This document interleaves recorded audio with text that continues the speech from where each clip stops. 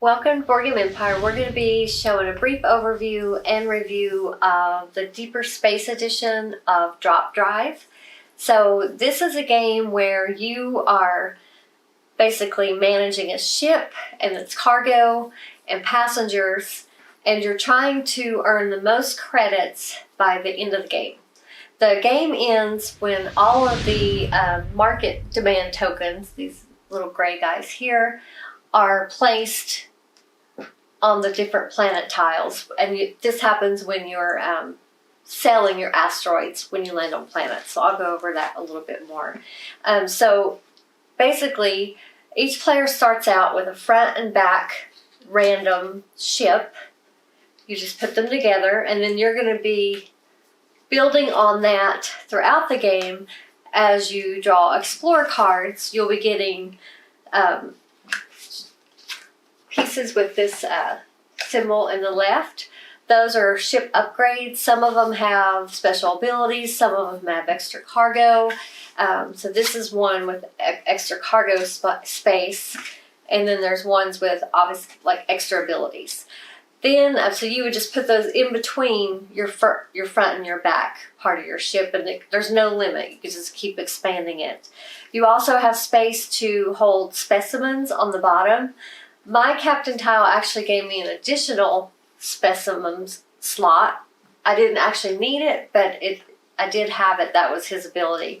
So you're also trying to collect specimens. Those are all worth in-game points. You will also be, and the specimens have that little, kind of looks like a lamp in the left corner. And then you have passengers. All these are the different Explorer cards. They have like a little alien head in the left corner. Those are wanting to be dropped off on certain planets, and they have those in the upper right. The color planet, you'll know, represents the planets that's out here. If you drop them off, and you get whatever the reward is at the bottom of the card instantly. So you're doing that throughout the game. To do this Explorer cards, you have to land on a planet. Those are these large pieces. They're different colors. They're the same color as the planet boards. When you land on those planets, you do several actions. You will, if you have any debris, which is in our version, it's this one. If you have any of that in your cargo, you identify the debris and you drop it back into space, and basically you get one Explorer card for each debris that you put back. Then you will sell your asteroids, making sure I'm not forgetting anything, on the planet board if you have any to sell. You will also make sure I'm not forgetting any of the steps, because there are a lot of little steps to that. Deliver your passengers first. I think I already said that, but you deliver your passengers, identify salvage, sell asteroids, and then you either explore the surface by drawing an Explorer card, or you can repair your ship. And what that means, if your ship is damaged during battle, and you have to flip over, for each hit, you have to flip over one of your upgrades. If you don't have an upgrade to flip, then you have to get rid of cargo. Well, when you land on a planet, you can flip over all your damaged upgrades instead of picking an Explorer card. So it's kind of like a penalty, because those Explorer cards are all good. It's either a specimen or, something that helps you with points. When you want to, so there's several things you can do on your turn. So your ship determines how many Explorer cards you get to draw. What are you showing them? Oh, okay. In the upper right with the little eye. The thing to the very right is how many links you will have in your nav tool. And that's how you gather things in space. I'll show you that in just a moment. On the front of your ship, under the little die, tells you how many points you add to the dice you roll for during battle. And then this very left one tells you where you can do your drop zones, or is it drop? Is it called drop drive? Right? Yeah, drop drive. Drop drive. Some of them you could have to do it near a ship. Some of them you can do, I think this symbol was near planets. There was 3 different symbols. Let me see what they were really quick. Drop drive. Okay, the ship means you have to drop it near any other ship. The little one that looks like a soccer ball, you could drop your ship near any planet. If it has an infinity icon, you could choose to drop your ship anywhere without the restriction. And when you're dropping, you're holding the top of this, and you're taking your ship. You figure out where you can go. Dice? What? You mean the dice? No, do the drop drive. Oh, yeah. So you do have to have a fuel to do it. So if you have a fuel in your cargo, you would pay your fuel by dropping it back into space. You decide which one you could do based on your ship. If you have to do it near ships, near planets, or if it's infinity, you could do it anywhere. Mine was I could choose between near a ship or near a planet. I always chose near a planet. So I would take my ship, you drop it like you're trying to get it in a specific place. Like I would like to get it here. So pretty good. So I can attack my own pirate ship or not. You can attack ships in this game to try to get their loot that they've collected through the game. You can battle the pirates. They automatically lose if you hit them. And then you roll the... what you get is determined how many more... Like if you roll... They rolled a 2, you rolled a 3, plus your 2, you would beat them by 3 pips. So that's how many pieces of stuff you could take off their planet resources, loot. Yeah. So you would get 3 of them that you get to take, and if you have room, you could take all 3 of them to put in your cargo. So I could either attack that, or I would probably go, so let's just move this here. So this is my nav tool. So I'm going from my ship, and I'm wanting to get to that planet. So anything in its path, except you have to pick pause. up. You do have to stop when you do these, right? Yeah. When you get these, which is called the anomaly token, you have to stop. Does that end your turn? Yeah, I think your it turn. does. Okay, so these are good or bad. They're anomaly cards. You draw one. The wormholes are good. The first one we got was pretty bad. It was space mines. So not me, but all other players take 2 damage. So immediately he had to turn over some of his upgrades because he had 2 damage he had to take. He got wormhole. He could place his ship at any location in the system. So that was a good one. So they're good or bad. But say that wasn't there. Those leave the game, those anomaly tokens. So let's say it was something different. It was asteroids, and I want to go to this ship. So I would collect the 2 asteroids, put them in my cargo. Then I would land my ship on top of the planet, and then I would go through all those things I spoke about when you land on a planet, which is drop off your passenger, take your explore card, sell your asteroids if you have any. So you would do all those. Then you don't have to activate the drop drive. That's optional, but you do your nav tool every time. And again, the number of links can change if you upgrade your ship, because it can go lower or higher based on probably abilities and cards, the upgrades. A lot of them, there's a lot of cards, so they all do different things. And then if you do the encounter, the battle, you could either do the, what is it called? Healing frequencies, where you open a channel and you each share 2 of the nearest cargo. So if you don't want to attack the other pirate ship or the player, you can both just get the nearest cargo and share it. Or if you want to attack them, if you beat them, whether another player or a pirate, you get to take still cargo from their supplies if you win the battle.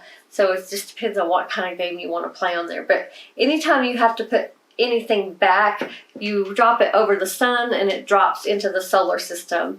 And this is supposed to be the space wall. So this inside is outer space.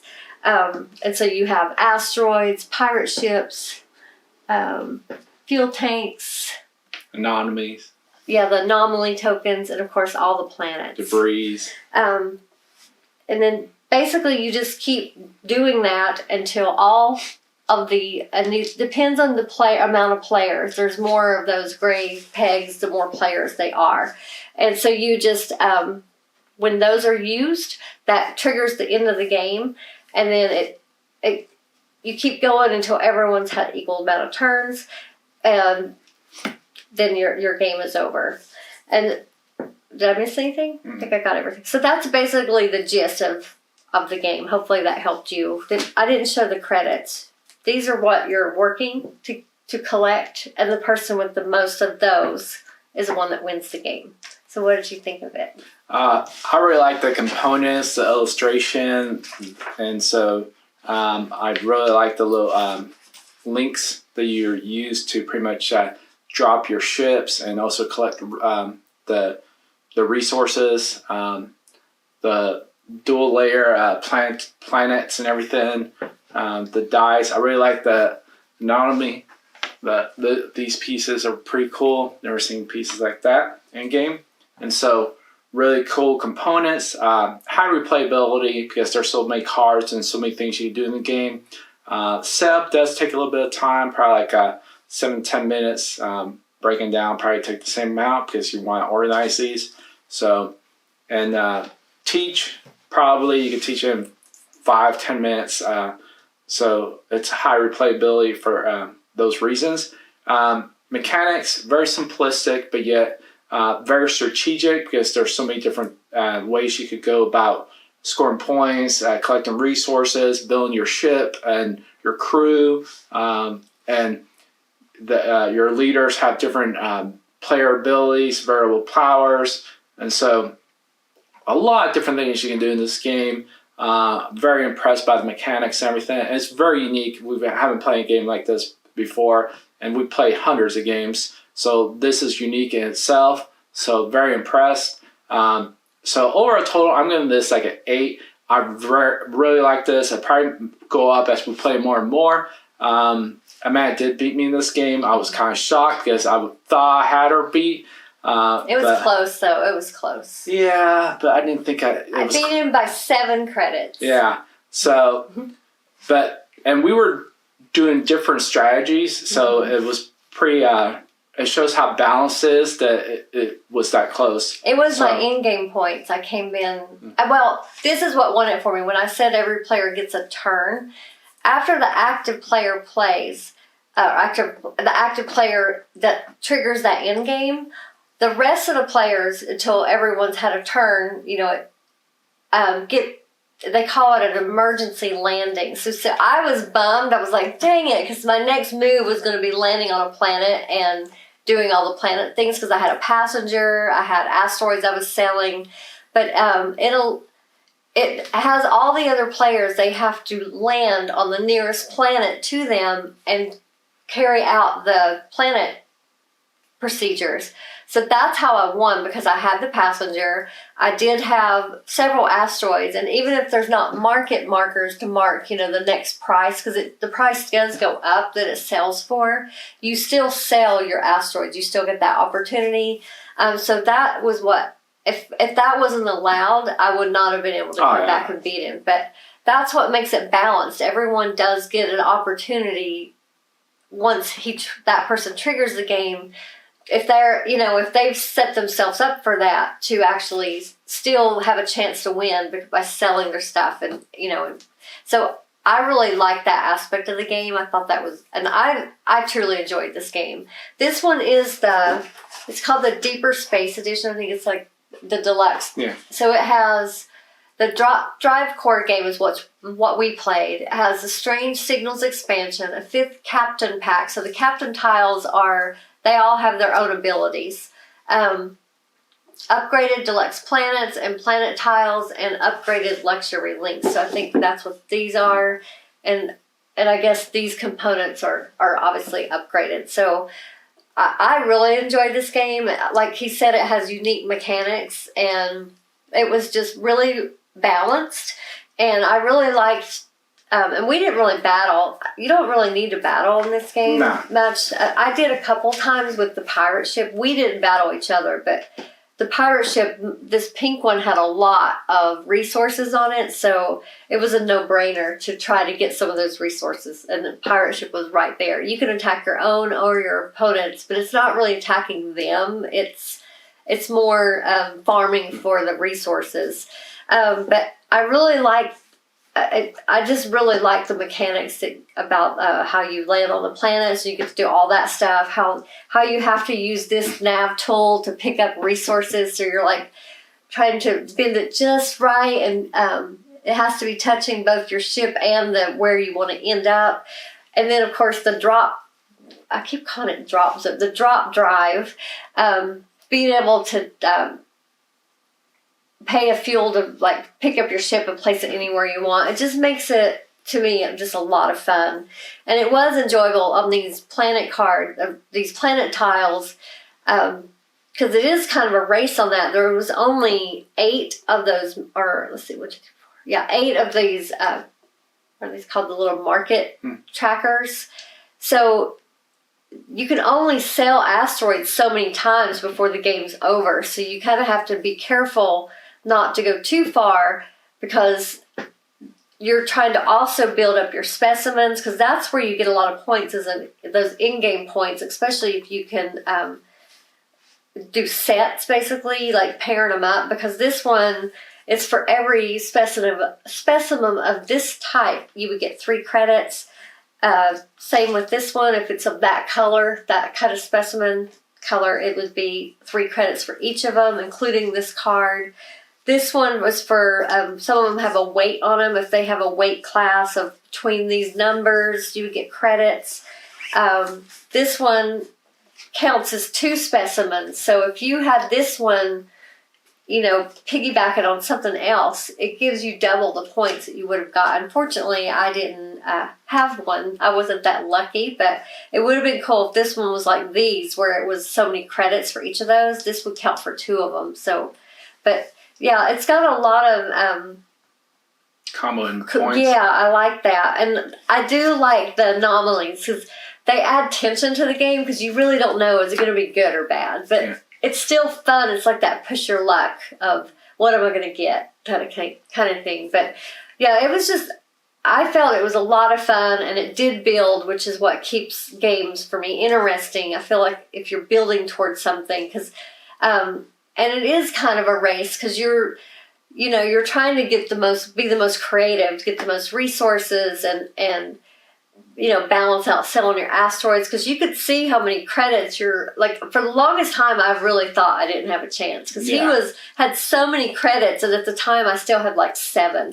But I hadn't really, I was more collecting and doing the I did sell a few times, but I was early on, so I didn't get as many credits for mine, and I kind of was more collecting, what were these called? What were these called? Debris. I was collecting those a lot, so when I did land on a planet, I could get more Explorer cards, because the Explorer cards, in my opinion, is where it's at. That's where you get a lot of those points and bonuses, so yeah, we did have different strategies, quite a bit, but it was, this game's a lot of fun. I look forward to playing it again. So I think it's coming out soon. What would you? I would rate this a 9 for sure. I love this game, and I am excited to try the expansion to see what that adds. But this is a really fun game, just as it is. We had a lot of fun, and it would be different, quite different each time, because you've got different ships that are random that come out. You've got this whole stack of Explorer cards. So, yeah, this would keep your interest for a while, I think. And then, of course, you have the expansion. So, highly recommended. We will put the link in the description if you want to check this out. Thank you for watching. Please feel free to leave a comment or question. Give this video a like, and please share it so others can see this awesome game. It's truly a fun game. And we hope you're already subscribed. Thank you if you are. If not, we hope you will subscribe and click that bell. We put out quite a bit of content. Thank you so much, and we look forward to seeing you next time.